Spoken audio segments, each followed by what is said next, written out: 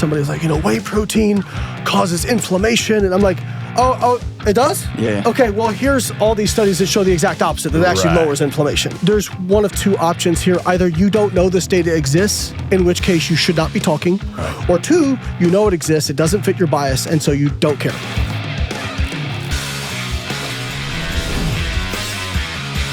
What's going on? What's going on? This is John with the Dr. John Delony Show, talking about your mental and emotional health and your relationships and your kids and your in-laws and everything you got going on in your life.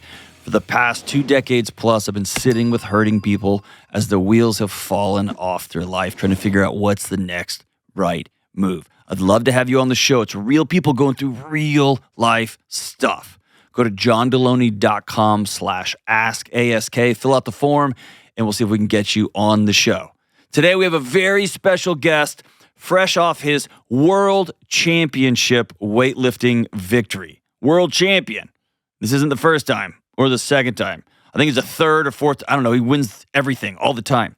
The strongest man in the world, and he happens to be one of the world's most renowned. He happens to be one of the world's most renowned experts on nutrition, protein, getting beefcakey, and taking down people who lie on the internet about nutrition. I'm talking about Dr. Layne Norton, who's also a good friend and big-time advocate for what we do here. Over the past 3 or 4 years, Layne has helped me personally with some challenges I've had. We've navigated life together, and I'm so happy that we finally got the opportunity to sit down in person to talk through everything from what's it like being wrong, exercise and nutrition, like what's the chaos out there in the world versus what is actually real when it comes to nutrition, when it comes to exercise. We talk about how can some people be so good in certain parts of their lives and then just be train wrecks in others. We talk about so much. We run the gamut here. This is one of my favorite conversations I've ever had from a true, not an Instagrammy or a TikToky, but a true expert, somebody who coaches people, who performs themselves, knows all the academic insights, and who can distill it all down for knuckleheads like me to understand. So sit back and enjoy this conversation with my friend, Layne Norton. You are one of the most graceful people I know behind closed doors, and you have a thing in your guts about charlatans. Where does that come from? Like you more so than most people I know, you have, I think of it this way. Me and a buddy are walking down the street and somebody mouths off. Mm-hmm. And they mouth off about me. I often wouldn't hear it. I have a thing in my guts. If I hear somebody mouth off about a kid, I snap. I get irrational to the point that I've had people grab my arm and say, keep walking. Mm-hmm. All right? You and I can both be scrolling social media on the same thing, and one guy pops off, and I'm like, what an idiot. And you have this thing in your guts where you're like, stop, I'm going to go burn that guy's house down. Like, where does that come from? I think for me, when I first got into this industry, it was like early 2000s. And it was basically by posting on bodybuilding message boards. I started to get a name on there. Started to write for different websites, different magazines, and then started my coaching business. And I was kind of one of the first people to do online coaching at scale. Okay. And you can learn so much through a PhD, but man, I learned the most by working with people. That's it. Right. And I just saw some of the information that was being given to people and the downstream effects of that, of the misinformation, of people just kind of winging it, And I think for me, going through the graduate school experience and having a really great PhD advisor, Don Layman, I still got to give him a ton of shout out because, he got a Lifetime Achievement Award this past year, and we were sitting down at dinner, me and him and a bunch of his old graduate students. The fact that y'all did that, by the way, is so rad. Oh, I loved it. That all his students came back. That's pretty special. That group of people will probably never be in the same room again together. Cool, it was awesome. And he said, I was just okay with being wrong. And when I got to grad school, I think I just had so many of my ideas crushed repeatedly that I'm like, oh, it's okay to be wrong. Yeah. Right? Like, it's okay. And so I'm not upset at people for being wrong.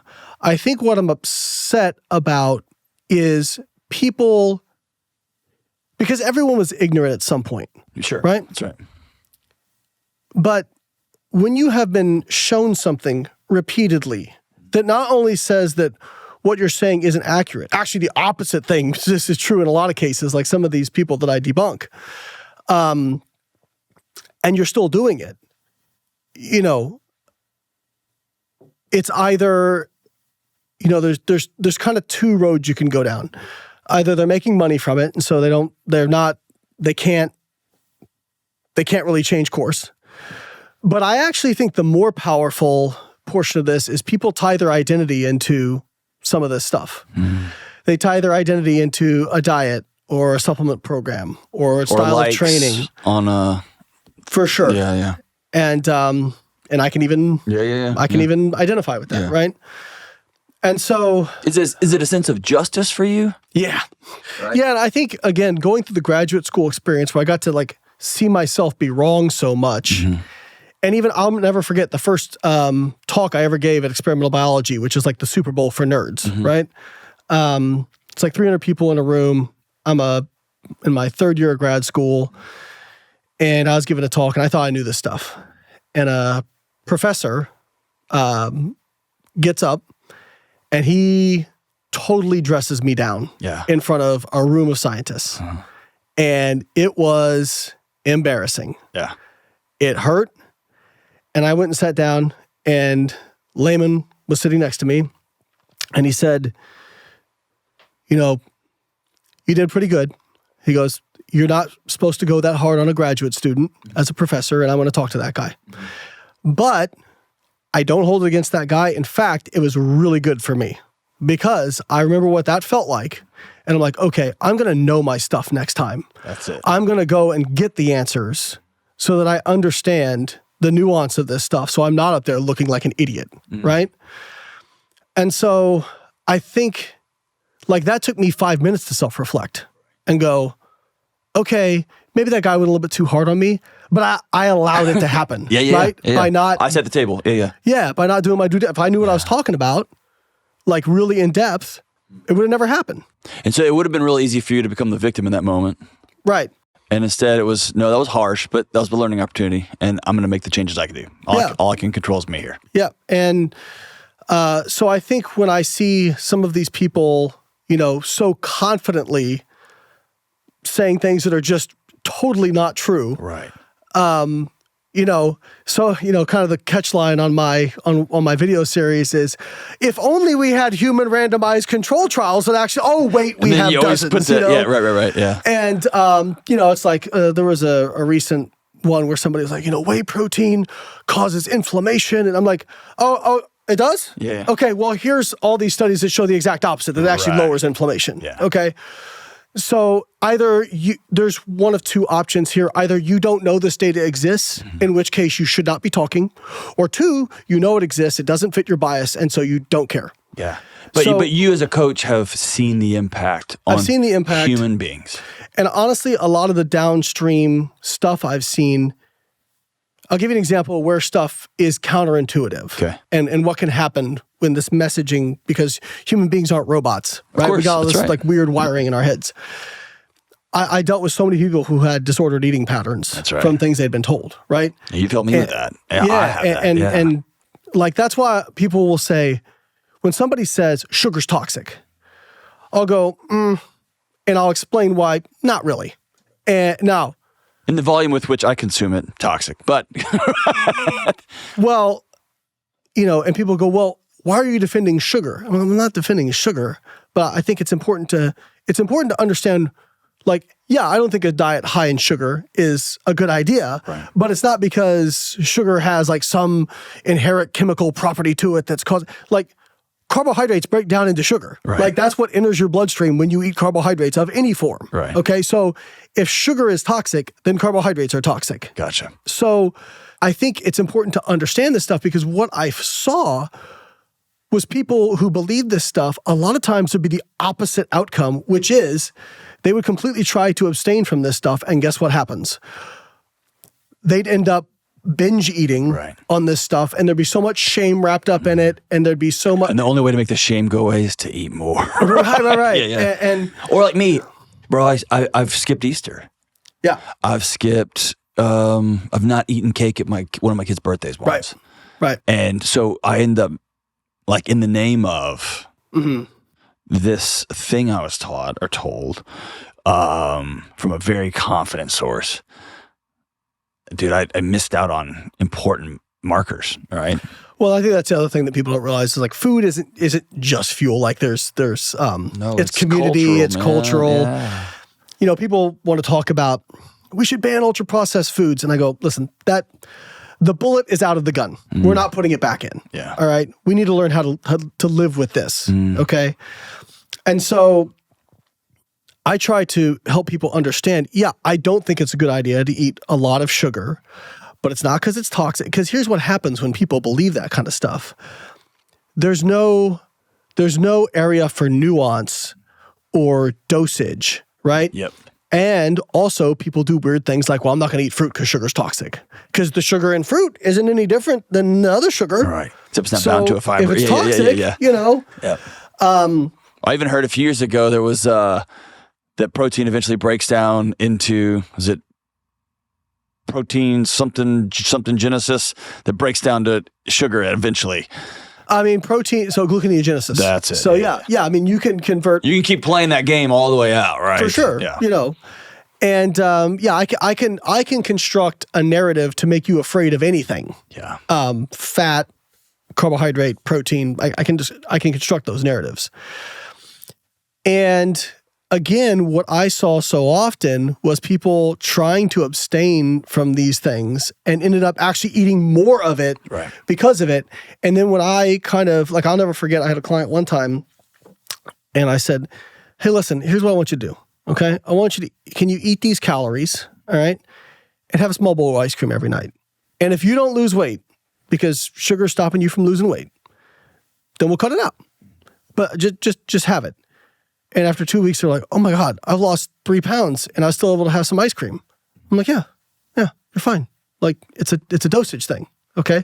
Mm-hmm. Now, just like, you know, with Ramsey, talk about budgeting, right? If you can still take care of your responsibilities, your mortgage, your utilities, food, et cetera, and you have a lot of money left over and you're taking care of all your responsibilities, a sports car might not be a great investment, but if you like it, and it gives you some joy, right? If it fits in your budget, there's nothing in Ramsey stuff that says, hey, don't go buy a sports car. No, Dave says, if you can light it on fire in your living room and it won't change your life, then do it. Yeah. And so that's kind of how I look at, like, you know, treats and processed food and all that kind of stuff. Like, okay, if you're like sedentary and you don't expend much energy every day, your budget's going to be pretty small. And does it make sense for you to like allot some of that towards, you know, piece of cheesecake or ice cream or whatever? No, probably not. But if you have a larger budget, and also if you allot some of this and you are able to moderate it, and I hope everybody's different. Yep. But if you are able to moderate it and it helps keep you consistent, like for me, if I know I can have the foods I like, but I just got to kind of fit them into my budget, I'm fine. Like I remember having tacos consistent with you once. I was like, I don't know how. I think you had 1 drink and 2 tacos. Mm-hmm. And I have chips and queso and taco. Like, I'm getting another taco. Like, I just get out of control. And but again, it goes back to know thyself, right? Yeah, know thyself. And again, I actually stayed with a couple one time where the girlfriend was doing her master's in psychology. Oh, yeah. And she was like, here's what I noticed about Layne. When he's in control of his food, he by default picks very low calorie options. But he also didn't turn down any dessert I made. Mm-hmm. He didn't turn down. So I am in my head doing this budget and doing this exchange. Like if I want to go out and have a few drinks, well, then I'm not going to eat as heavy of a dinner. Right. Or I'm going to hold over. I'm going to not eat as much earlier in the day so that I can have more later. It's budgeting. So I saw how much damage this stuff caused people, you know, that I worked with, this messaging. And I think that's what got me kind of vitriolic about it. Yeah. And I have actually tried to pull that back a little bit. I've tried to save the vitriol for like the repeat offenders, right. Where it's like very obvious that they don't care about getting it right. But I have seen people who I've called out who have changed their views on some things. You did that to me. You read my first book and you called me and you're like, hey, great book. You were wrong here. But I needed that. I was right. And as a guy who worked in science, it's not an indictment. It's as much as it's a, dude, you put a piece of iron out here to be sharpened, and I happen to can sharpen that side of that thing, right? Well, I think it's a gift. It's a blessing. And it's funny, like some of the, like everybody struggles with different things, right? Like you can give me a feedback on a scientific thing, and I'm probably not going to take it super personal, right? Right. But I took things personal at feedback in relationships, sure. Like that kind of stuff, right? Yeah. And like, there's so many like parallels across different things in life, But like I said, one of the things I've tried to do is like, okay, if somebody sends me a video of somebody, like something that'll trigger me, right, is when I see people saying things that are very, very untrue, especially if they're like trying to use the veil of science. Like it's one thing for a bro who's jacked to just be like, this is what made me jacked. Right. Okay, fine, right? Like you're wrong, but I'm not. It's another thing for be like, scientists at Harvard showed X, Y, Z. I'm like, oh yeah, let me go read that study. Let me go pull up the study. I can remember very clearly one time, this one guy I've called out a bunch. He would never say me by name, which is very smart on his part. But he was kind of trying to respond to some things I'd said about artificial sweeteners. And he said, in this study, they gave subjects artificial sweetener. By the way, when they say subjects, mice. It was in rats. Yeah. They gave subjects aspartame, and they gained more weight and X, Y, Z. And I'm like, And then he said the PubMed ID, and I'm like, I'm gonna go read this study. Yeah. Mistake. Don't give the PubMed ID to me. And it turns out, it was in rats. And also... 12x their body weight or something?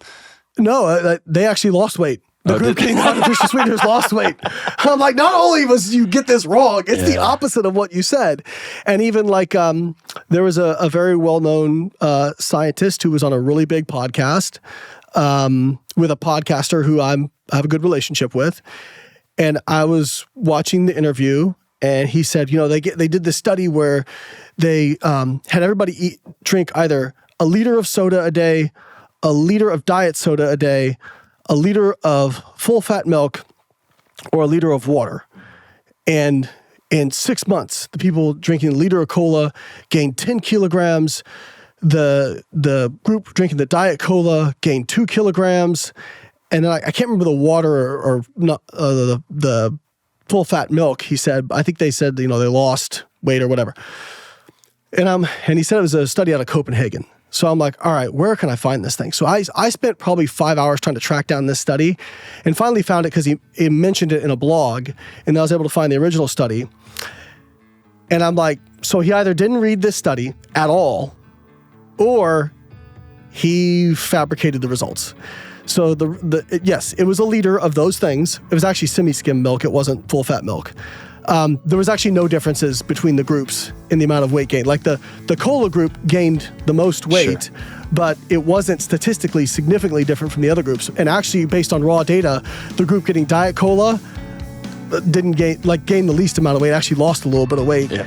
And I'm like, millions of people heard this podcast, and I was the first one to be like, so out of the millions, nobody went and fact checked this. It's the new year. It's my favorite time of year. Everyone starts thinking of new routines, building better habits, stopping things that aren't that helpful, and overall building a better life. And we all know that most new go get 'em goals are a waste of time because we don't put in the systems to make them sustainable. So how about this year? Let's focus on fewer, more sustainable goals and better systems. And let's start by curating a system and a goal that's good for your heart and your soul. Let's start with our spiritual lives, and let's start off 2025 by focusing on prayer and meditation. To do this, I recommend Hallow, the #1 prayer app in the world. I use it every day, and I love it. Hallow offers over 10,000 guided prayers and meditations to help you grow closer to God and find peace.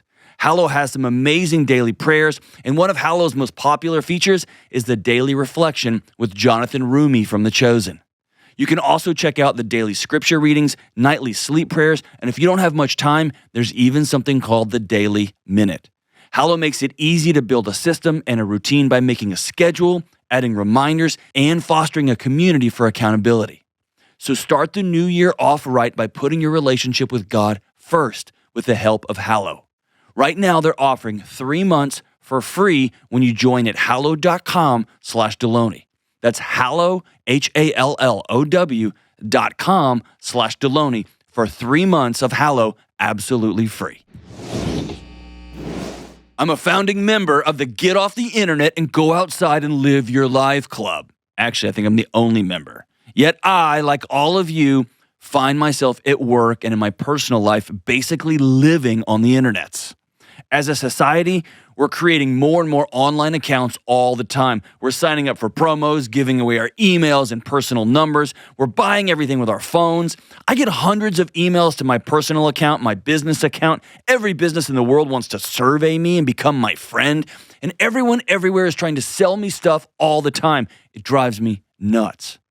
And yet with all of this online activity, do we really know where our data is and who has it? Chances are high that data broker websites have your information and they're selling it to scammers, spammers, and other shady people.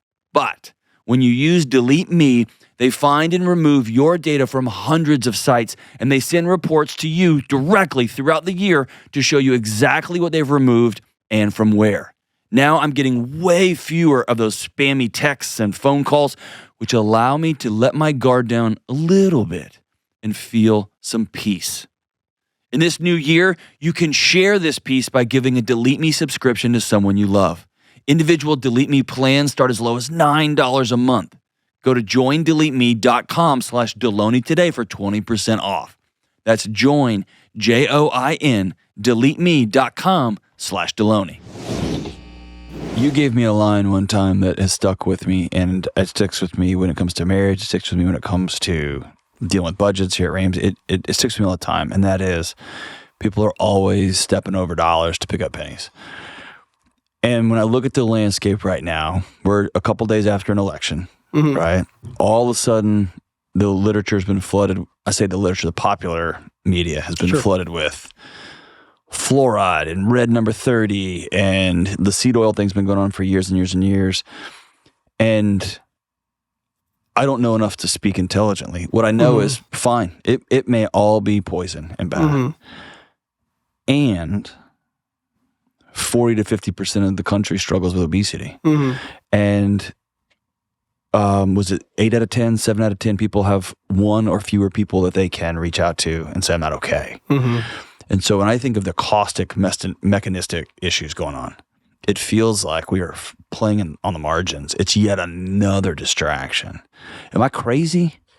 No, you're not crazy. I think you just have to do the damn thing.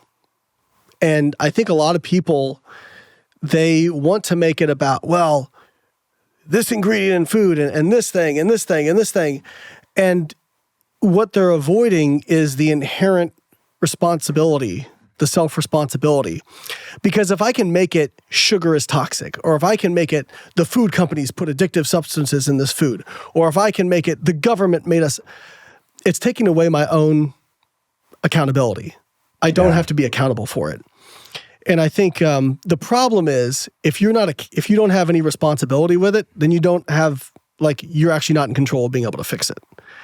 And it goes back to just owning it. Yeah. And so when I look at the mortality data, cardiovascular disease risk, cancer risk, there are a few major things that stand out. And you can almost explain the majority of the problems based on these things. Yeah.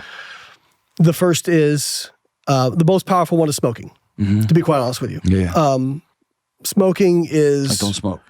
It's just a very linear increase in risk. But side note, if you want to know how easy it is to manipulate people with scientific research, I was reading a meta-analysis of adenocarcinoma incidents with smoking, right? And when you're looking at a meta-analysis, usually they'll include a forest plot, which is going to show, right of the line is this, so you can see the left trends. of the line is this. Yeah. And, so in this meta-analysis, right of the line is increased risk. Left of the line, decreased risk with smoking. There's like 50 studies in this meta. 48 of them are very far to the right? And the overall effect was I think I want to say over a 400% risk increase, relative risk increase in the risk of adenocarcinoma. So for people who don't do science, that's four times. That's astounding. When you hear things in the media this increased your risk of cancer 20%, they're referring to relative risk. Right. So let me just explain that real quick. So a relative risk, let's say your absolute risk of something occurring over a period of time is 5%. A relative risk increase of 20% doesn't mean it goes to 25%. It means it goes from 5 to 6%, because 20% of 5% is 1%, so you add it to 5%, you get 6%. Doesn't sound nearly as scary that way. Right. Which is if your, I don't remember the number, if your mom has, or one of your parents has schizophrenia, you have 100% risk. Right. Okay, so it goes from 1% to 2%. Right. Exactly. And those numbers aren't real, but yes. For sure. People freak out, and then it's... Yeah. So 400% is massive. It is massive. Yes. But 2 of those studies were to the left of the line. Now, I could pick out those 2 studies and be like, oh, look, smoking decreases risk. And then I could couple it with, and this is actually very consistent literature, smoking decreases the risk of Parkinson's.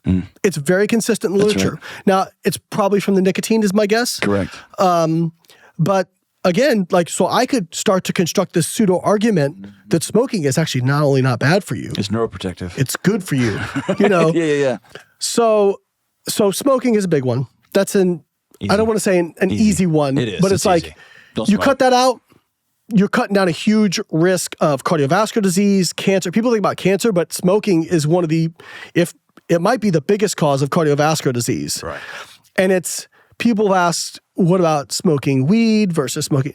It is the smoke itself. Right. So the data is really difficult to tease apart, but it really is the ingestion of the smoke, because cigar smokers who don't inhale, when they control for that, and they control for cigar smokers or pipe smokers who don't inhale, who have never smoked cigarettes, they don't really see increased risk of lung cancer.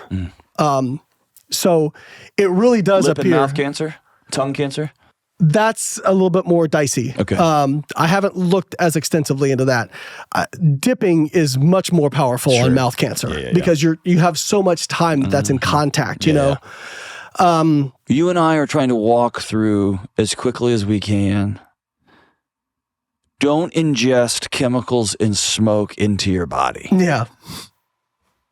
Yeah. I feel like the fact that we have to do that tells me that we've lost it somewhere. Obesity is the same way. If you're 25, 50, 100% larger than, and your body has to carry and deal with that. Yeah.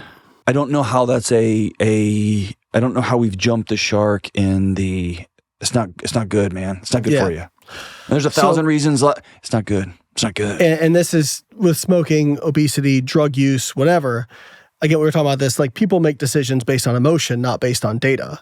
Because there's no, at this point, people know smoking's not good for you.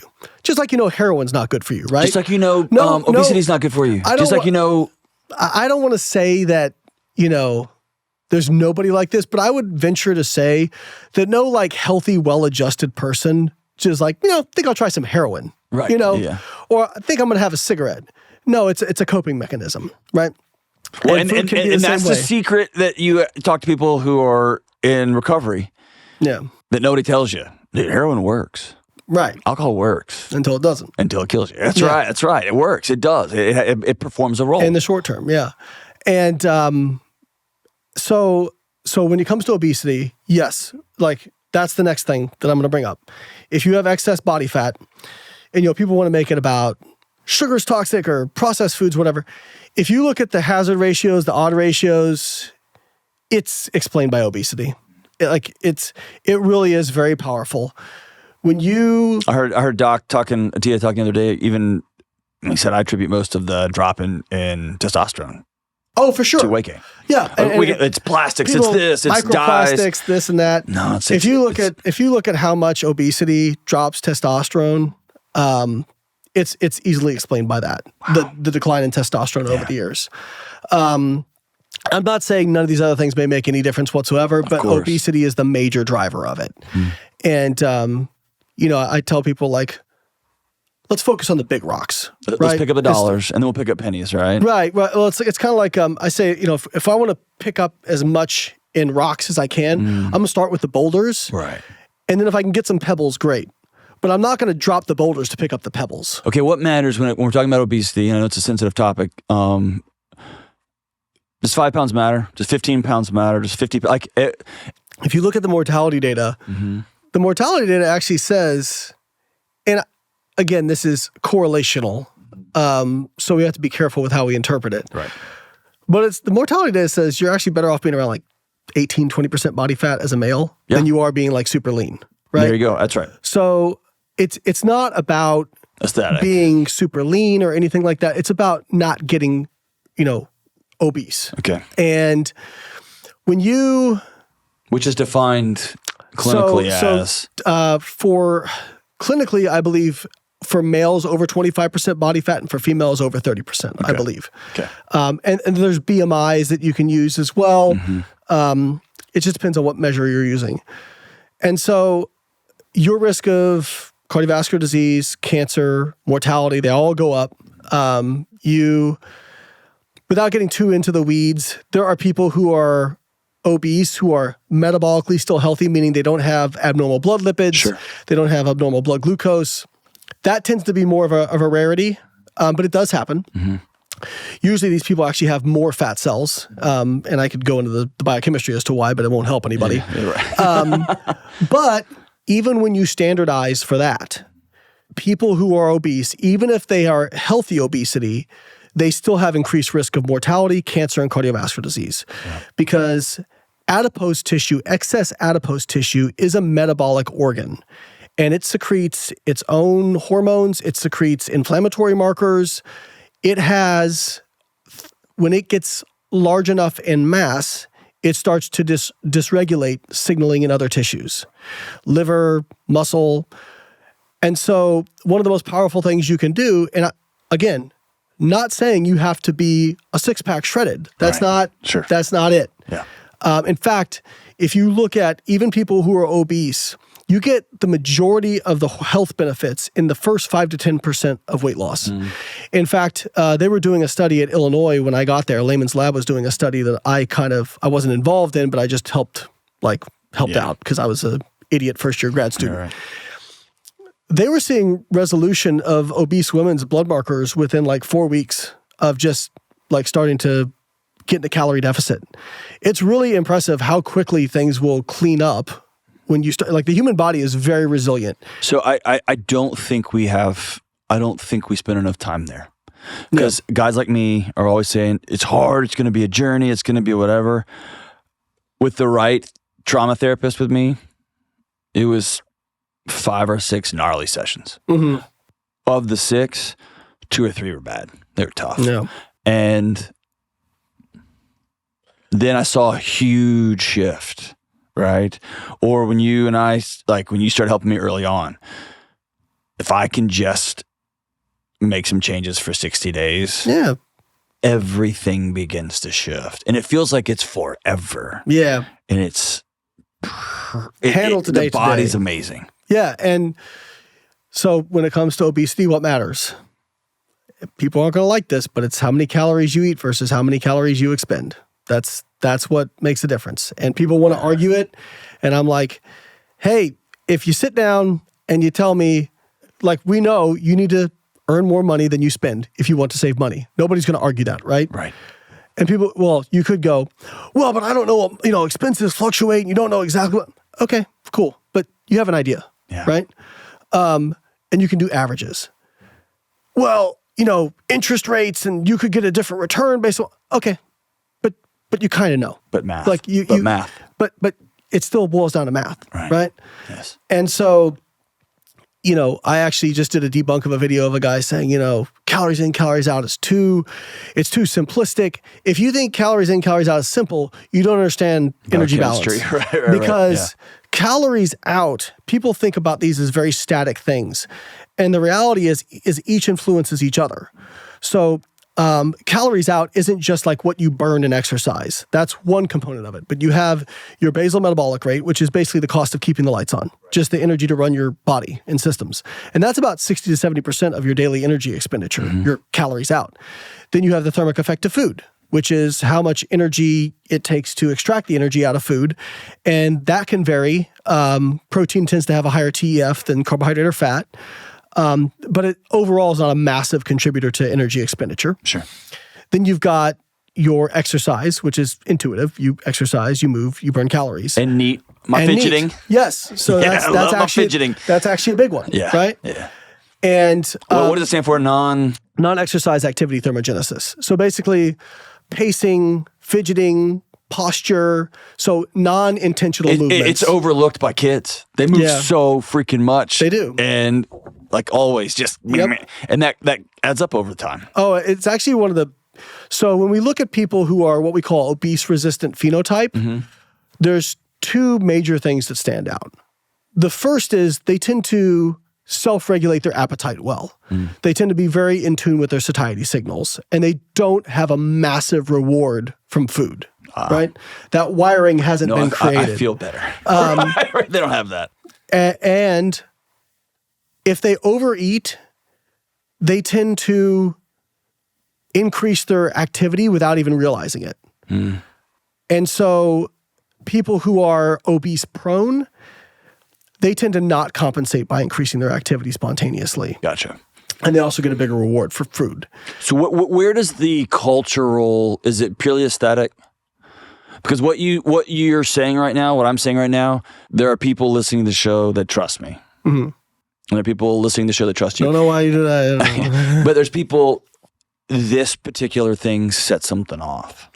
There's so much shame. There's a lot to unpack. I think people have a hard time with the calories in, calories out, because if for that to be true,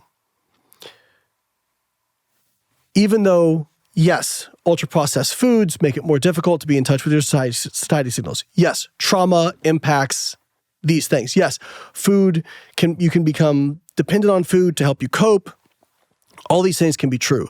But the same is true of money as well. Of course. Right? Yeah.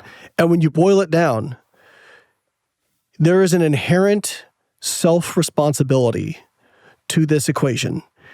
And people don't like that. And it's easier to pass it off, And I've been guilty of this, not with nutrition, but in other areas of my life, where I'm like, but I had this thing. And I mean, you even said it to me, like, do the next right you thing. just got to do the damn thing, man. That's right. You don't need more information. You got to do the damn thing. Yeah, the other day you were like, hey, you got a book? I was like, you don't need another book, man. You need to go do the damn thing. That was a long silence, right? I mean, that's all of us. That's all of us. And it is, because it's like, I'm thinking about, a couple hundred years ago, you knew people in your community, and that was it. That's it. You knew maybe 100 people. There are 3 potential mates. And your news cycle was what happened around the corner and what you read, what the major stuff you read about, right?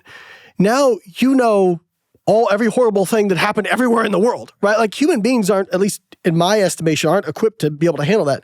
And now you're dumping on top of that, well, you need to watch out for this, and you got to control this, and you got to do this. And they're coming for you. We got to have good relationships, and we got to have the, It's so much. Yeah. You know what I'm talking about? My buddy Carlos went and spent a couple weeks with an Amish family, and he talked about, I think it's the 1920s, the average meal was approximately 90 minutes, and the average meal in 2021 was 12. Yeah. And he ate his bacon and eggs, whatever, and he was kind of getting itchy at the table because the average meal with the Amish family was about 2 hours. Wow. And at one point he said, hey, I'm done eating. And he goes, and the guy said, you're done eating, but the meal's not over. Yeah. And at one point he said, this is our Facebook. This is it. Like, we're learning about the community, what's going on in your world. And it just went, right? That's how we're wired. And yet. And there's a lot of stuff to deal with. And, so the next big thing for getting healthy is exercise. And I'm going to tie this back in, but exercise is one of the only things you can do that doesn't cause weight loss that will drastically lower your risk of cardiovascular disease and cancer. So there was a study got published, 4 minutes of intense exercise in a day lowers the risk of cancer by 20%. 4 minutes. You've got 4 minutes. I don't care how busy you are, right? Now, And I've heard the same as go for a walk. Walk has a reductive effect. Yeah, walking, steps. If you look at if you look at a chart of mortality and number of steps per day, it's like a precipitous drop off from 2,000 steps a day, which is sedentary, to 8,000, and then it starts to kind of like level off after that, right? But the other thing that exercise does that people don't realize, and I actually think is the most powerful effect for obesity with exercise, it's not the amount of calories you burn from exercise. You really got to do like very intense exercise to burn a lot, right? And for a long time. But exercise sensitizes your brain to satiety signals. You actually become better at regulating your food intake when you exercise. Can I tell you, I become a better husband. I become a better dad. And I don't know if it's just satiety, but it clarifies my mind. Whoa, yeah. Like the whole world slows down a little bit for me. My friends who know me are like, man, if you didn't train a couple hours every day, you'd be intolerable. Yeah. No, but I mean, we're finding now cognitive benefits to exercise. Like there was just a study looked at adolescents who exercise, better test scores. There was a study done in men with major depressive disorder and anxiety disorder, and they had them 2 times a week for 25 minutes resistance train, 50 minutes. Lift weights, yeah. For, I think it was 8 weeks, okay? It wasn't a, like, advanced routine. It was very basic, right? Just go in and lift weights for 25 minutes 2 times a week.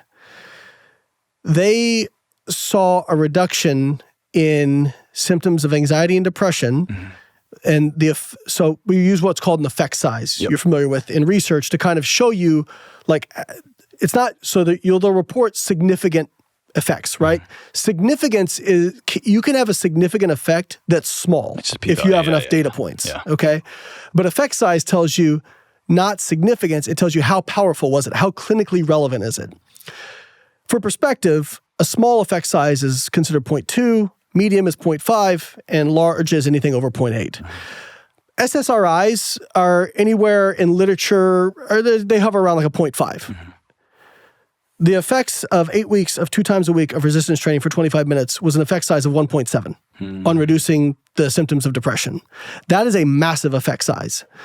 And now I'm not saying this is both and. Right. I am not saying exercise is a replacement for medications for people who need them, because some people may need a medication to get them out of bed just to get them to go exercise. That's right. Because again, information is not enough to change behavior. I have seen people who are depressed who literally could not get out of bed. Right. That's right. So, but it matters. It matters. So we know exercise improves cognition. It improves memory. It is neuroprotective. We are seeing so much data now to show that exercise it's so interesting. What happens in the body affects the mind, and what happens in the mind affects the body. And like, for example, as somebody who dealt with kind of chronic lower back pain, the biggest game changer for me with reducing my back pain was psychological stress management. Stress reduction, yeah. And this is very clear in the literature. Yeah. And when I started digging into it, also, autoimmune disorders, extremely high correlation with stress. IBS, very high correlation with psychiatric disorders. And so, again, this isn't my area, so I don't want to speak out of turn, but it seems like if you're spun up, if you're ruminating, it's not just here. It's here. It comes everywhere, yeah. But if you do stuff here, it also changes the wiring up here. Well, and my first thought is, if I can get somebody who's struggling with depression to commit to something over 8 weeks and just show up, it's the tiny wins, right? It's the tiny wins, and then you add the physical movement and the accomplishment. And you and I talked this morning. You keep your promises to yourself. That's right. You tell yourself the truth, and you can't read a book on confidence. You have to go do things, and your body begins to walk on firmer ground. It's cumulative. Yep. And so I think what you're saying is important, and I've reached a point where I want to make sure, I say this gently, but also I've reached a point that I carry around a lot of guilt to oversimplify it, and I'm carrying too much burden here, I know that, but for 20 years of taking young people and their families in educational environments and essentially patting them on the head and saying, oh, you struggle with X. you're not ever going to be able to, ... You go over here in the corner and let me fight this for you. I'll fight these professors. I'll take care of this because you have this thing. You struggle with this thing. This part's hard for you. You go over there because, and here's any number of my nerdy academic arguments that say that's all you're ever going to be. And it has been the last 5 or 6 or 7 years that I have felt this overwhelming sense of there are true deep, I spent my career with victims, people who have been kicked to the margins, who have been just, their lives are staggering how rough they've been. And I have not landed in one of those conversations, from telling somebody that their child is dead to talking to assault victims to whatever it is, that we have not landed everyone on the exact same question. What are you going to do next? And so it's sitting here and exhaling and saying, I have a top 10 podcast on relationships and my daughter won't talk to me. I got to go see a therapist, because that's probably me, right? It is you saying, I just freaking won the international championship again, which congratulations, brother. And hey, Delony, can you talk about something else? Like something else going on in your life, right? And like, yeah, I got you. It is somebody listening to this podcast who is, for however many years, has Googled, has gone down the rabbit holes of, well, it must be this, and it's this in the water, and it's this in the food dyes, and it's whatever, and I'm still 30 pounds overweight, and exhaling and going. So you want to know a phrase that I think you're really going to like? Yeah. So do you know who Ethan Suplee is? Oh, yeah. So Ethan, Hollywood actor. One of my favorite actors, yeah. Lost over 300 pounds. And I was on his podcast. He said something very profound to me. He goes, we spend so much time trying to worry about who started the fire. And what we should be doing is just getting the hell out of the house. Yeah. If the house is on fire, just get out. Get out of the house. And then you can worry about who started it afterwards. Right. And what that is like, he did the same things. He's like, I went down all the rabbit holes. I just needed to start doing stuff. Messy action is way better than ruminating in action. That's right. And we talked about this, and I've been guilty of this, of I just need to understand why more. Or I need to explain why I did something more.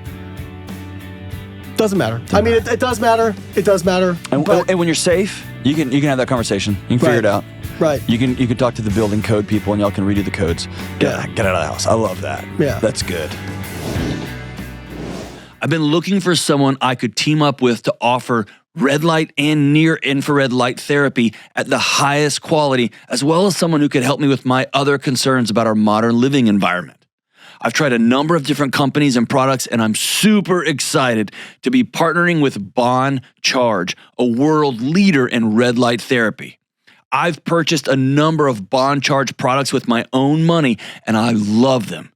Red light and near infrared light therapy has been reviewed in over 4,000 peer-reviewed studies, with 400 plus studies being double-blind placebo trials.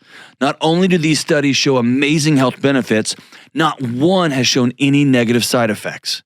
Red light therapy can help with boosting your mood, helping with sleep, reducing stress, recovery from aches and pains, better skin and skin health, cellulite, stretch marks, and more. I use my red light therapy panels and mask, both near infrared light and red light, 10 to 20 minutes each day and sometimes more. And I often do this during my prayer and meditation time or when I'm having trouble sleeping. It's become a cornerstone of my health and wellness practice. I've also ordered Bon Charge's infrared sauna blanket, their special lamps and bulbs for my home, and more. Bon Charge ships worldwide in rapid time, and their products, including red light therapy, are HSA and FSA eligible. Bon Charge offers easy returns and exchanges and a 12-month warranty on all red light therapy devices. Go to boncharge.com/Delony and use code Delony to save 15% off your order. That's BONCHARGE.com/Delony and use code Delony to save 15%. For the person who's listening to this, they have a good job, and they can't figure out their wife. They are a great mom, and they can't figure out the professional balance. Like they want to go back to work. Like, what do you tell the person who, on paper, has it all, right? You're shredded. I mean, our upper bodies are pretty much exactly the same, but other than that, right? You've got all the things. Yeah, man, there's a part of my life that's a train wreck right now. And it's so hard to not spiral out. Most of the people, myself included, who do really good things at scale do that because we have to cover up for the stuff that we struggle with, right? What do you tell that person who's listening and says, I do this other thing in my life so good and I can't get this right, so I must be worthless? Well, on a micro scale, I think there are things that we naturally are better at and things we're naturally worse at. And in business, one of the things I've kind of done is like, all right, I kind of know what I'm good at. I know what my wheelhouse is. I'm not really good with organization. I'm good at this other stuff. I can talk. I can break down studies. All right, I'm going to focus on this. But I'm going to try and be good enough at this other stuff so that things don't completely fall apart, right? Like I'm going to get to a basal level. And you've only got I'm not an expert on this stuff, but you only got so many spoons, right? Yeah. And I think the other thing that is true, that I kind of embrace, is there are seasons of life, right? And I think for a long time, I thought I was Superman, and I want to do everything all at once, right? And like one of the things I realized, like I used to do, I compete in powerlifting. I love fishing. I'd go fishing every week on my boat. I loved competition pistol shooting. I would do that. I was a dad, running multiple businesses, trying to be an influencer, trying to scale these businesses, like all. And at a certain point, I'm like, I was just going crazy, right? I justified, well, I need balance in my life. Right. And I think over the course of your lifetime, you want to be balanced, right? Like you want to spend enough time being a family man, with your friends, doing fun stuff, with your spouse, significant other, exercising, all these sorts of things, right? But there's seasons of life. And like right now, for example, like having 2 kids, one of whom is special needs, and then having multiple businesses, traveling a lot for work. Okay, now isn't the time that I go pistol shooting every week. That's right. Now isn't the time that I go fishing every week. I think when people say they want balance, I think what really people they want peace. Yeah. And I know, like, I tend to have like this, like, if I can't do something that I want to do, I get like real angry. I feel like very confined. And you know who else feels that way? My son when he was 4. Right? Well, no. It's a child, like, yeah, you can't tell me. Oh my gosh! Right? It's and in some ways I've been maturity. It's grown up. In some ways I've been very immature Yeah. in some aspects of my life. And so, like, I think that is, like, How do you forgive yourself? Oh, I'm probably the wrong person to ask about that. How are you navigating your life in a season of self-forgiveness? How do moms forgive themselves when they say that one thing, or dads when they scream at their kid, like, and they're like, God. Yeah, that's I've struggled with that. Or the dad that hides that one purchase that turns into hiding the second purchase that hides to, oh God. How do you forgive yourself?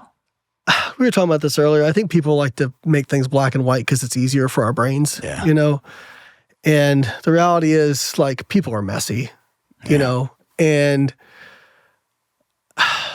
I think just you try to get, like, focused on the majority of stuff. Yeah.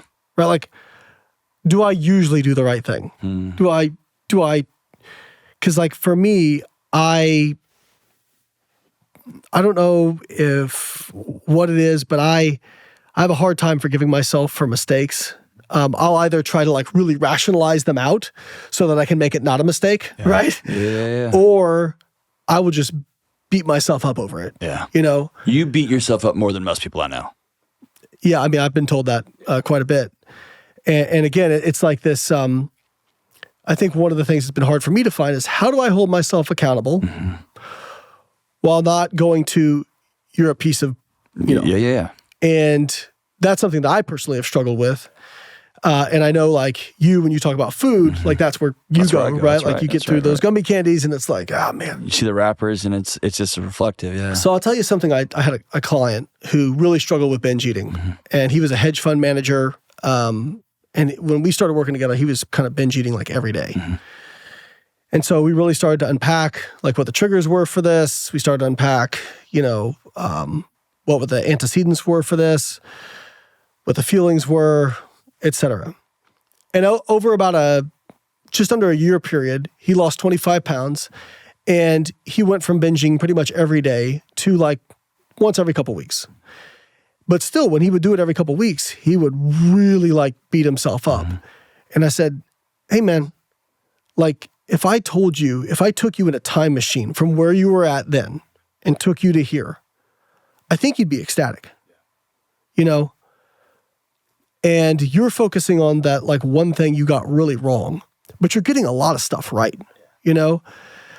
And, I was talking like my grandfather is somebody I revere. And like this dude's like legit World War II war hero, just your typical greatest generation, Sure. Great family man. Like I got some of the best wisdom I've ever gotten out of my grandfather. And, I also have a habit of putting people on a pedestal that I like, And I was beating myself up or something, and they were like, what do you think your grandfather would say? And I was like, I think he'd probably say that he didn't agree or was disappointed, but that he knows I'm a good person. And the person I was talking to said, I promise you, if you went through your grandfather's closet of skeletons, you could find something that would make you feel a certain type of way. And that's not to say that makes doing wrong things okay. But I think you're getting at something so important. I was hoping you'd get there. Can I tell you what I think it is? Yeah. I mean, this is your area, not mine. I think I'm fascinated because you do, you beat yourself up more than most people I know. Like most people that I've spent time with, like on a particular thing, like get pretty caustic, right? Or you wear it as, you hold it. And I think that means you care more than a lot of people do, right? The only way I've figured out so far is how to forgive myself is to outsource it. And what I mean by that is I don't think we are, and I'm sure I'm sure Hughes can sit in here and unpack it for us. I don't know that we're built to do that. I think there's reason why 12-step programs in religious communities and even the trust people build in forums, I think there's something profound about sitting in front of somebody and saying, this is all of me, this is what I've done, and exhaling and seeing either the friend or the community member or the therapist or the minister or the spouse say, and I still love you. And I think there's in those moments when I can't love myself, when I can't forgive myself, I think that is where I think that's the moment when your soul's on fire, that having other people. That's it. I think that's one of the most profound things from listening to your show that I've gotten. That makes sense. And I think you and I are somewhere in this too. It's like, no, you wouldn't want to see all me. If you saw all me, you wouldn't. You run. You and bolt. it's when my wife says, no, I know what I signed up for. Yeah. Right? Or it's the old C.S. Lewis quote that's like, the definition of friend is, oh, you too? And everyone just exhales, right? Yeah. Well, I think you're getting it like I think the underlying thing here that we've kind of touched on that translates across a lot of stuff is I think we're in this kind of struggle. And actually I tell young coaches when I'm taking them through my course, or the coaches that work for me, what makes really effective coaching are you have to have empathy with accountability. You can't have either one in isolation. And I think there's a little bit of a culture war right now. There is. Where either or. Where if it's just the empathy piece, which is you had these things happen to you, it's not your fault. The way you acted this way, it's not your fault. You're less than, go over here in the corner. We'll figure it out. But also, which kind of like, it sounds like what you were kind of saying to some of these kids, whatever. That feels good in the moment for the person because you've removed some of that personal responsibility. You feel like, okay, well, I only did these things because X, Y, Z, right? And then there's the accountability piece, which is like, you can understand why somebody did something. You can understand why somebody got something wrong. But you can also say, you can do it different. Right. This gets into like, do you actually have free will? Do people actually have free will, right? Yeah. And I've always found that kind of funny because I'm like, let's say you don't, right? Let's say that, what is the usefulness of telling people that, right? But I've just seen, I don't know, I've seen people change. Yeah, I have too. I wouldn't, you and I wouldn't do our jobs if we didn't. And it is hard. It's really hard. One of my favorite quotes is, think about how hard it is to change yourself and then think about how hard it is to change another person. Oh, yeah, exactly. Yeah. And did you ever watch Game of Thrones? No. Okay. So there was a character. Just here and there, but no. There's a character named Jaime Lannister. In the beginning of the show, you hate this guy. Oh. And over time, he ends up kind of becoming a sympathetic character. And there's a scene where he's looking at this book, and he was a member of the King's Guard, which was basically like the Secret Service for the king, right? And he ended up actually killing the old king because the old king was crazy and was killing people. Yeah.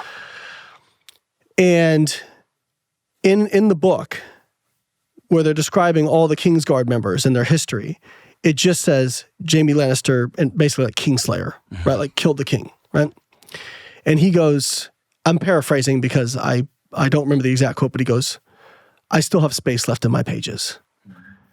And that is a quote that I've come back to a lot, which is like, because I do beat myself up, but it's a quote I've come back to a lot of, okay, you say both and, right? Mm-hmm. I'm a good guy, and I've gotten some stuff really wrong, right? But I can do it different. I get to choose what happens next. But that comes through action, and you can have compassion for yourself and still hold yourself accountable. That's right. And that's a difficult balance for a lot of us to walk. You can have compassion, and there's still consequences. Yeah. But right. And I think one of the things that I've found, and it seems to be supported by literature, is like shame doesn't really work.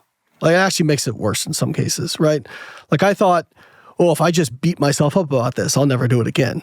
No, because you don't end up like changing the wiring that got you there, right? And so I think when it comes to a lot of these behaviors the stuff to do is not complicated. I think that's the thing I want people to walk away with is it's very hard and it's not complicated. It's simple. It's not. It's hard, but it's simple. It's like the baby steps, right? That's right. You look at those, you go, that's not complicated. Right. It's got to be more complicated than that, right? No. But it doesn't mean it's easy. It's very uncomfortable. Calories in, calories out. Yeah. It doesn't appear complicated. Doesn't mean it's easy. No. And when I started using Carbon, like the app that you guys created, I was astounded that the peanut butter cups that I grab on the admin's desk walking by my cubicle every single day of my life had 120 calories each in them. Yep. Like what? I eat 6 of those a day. Just one here and one here. They're little bitty things. Yep. I worked out hard this morning, Layne, for an hour. I did 60 minutes. Yeah. And I think I was at 750. Yeah.